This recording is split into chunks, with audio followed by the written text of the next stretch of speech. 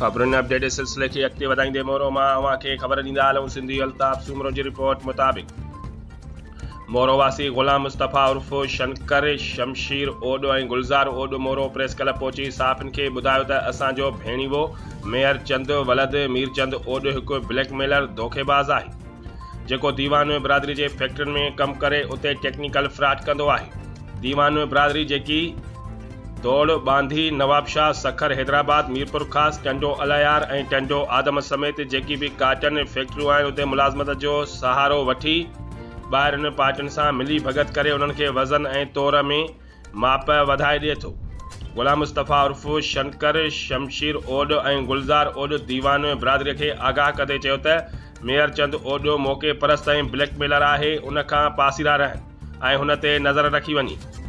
असांजो हिन माण्हूअ सां को बि तालुक़ ऐं वास्तो नाहे, ही पंहिंजे कौल ऐं फ़ैल जो कयल नुक़सान जो ज़िम्मेवार पाण हूंदो। ग़ुलाम मुस्तफ़ा उमरानी आहे ऐं मां मोरो शहर में वेठो आहियां। हिकु शख़्स मेयर चंद वलद मीरचंद ओड जेको टेक्निकल फ्रॉड जे ज़रिए दीवान कम्यूनिटी खे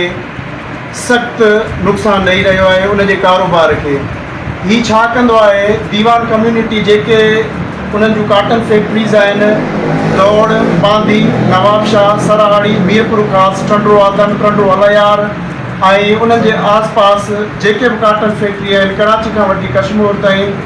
उन्हनि जी काटन फैक्ट्री में मुलाज़मत जो बहानो वठी कांटे ते नौकिरी वठी ॿाहिरियुनि पार्टियुनि सां मिली करे उन्हनि खे जेको आहे सो वज़न ऐं तौर में माप वधाए ॾिए थो ऐं उन में जेको आहे सो उन खां ॿाहिरियूं पार्टियूं शामिल आहिनि। मां दीवान कम्यूनिटी खे इहा इंफॉर्मेशन ॾियणु चाहियां थो त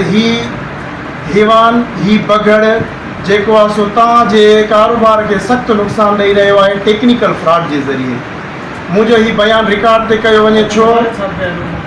ही बयानु इन करे मां ॾेई रहियो आहियां छो जो हिन खे नौकिरी वठी ॾियणु दीवान कम्यूनिटी वटि मुंहिंजो वालिद साहब हो सैफल मरहूम सैफल मल जेका सॼी ओड बिरादरी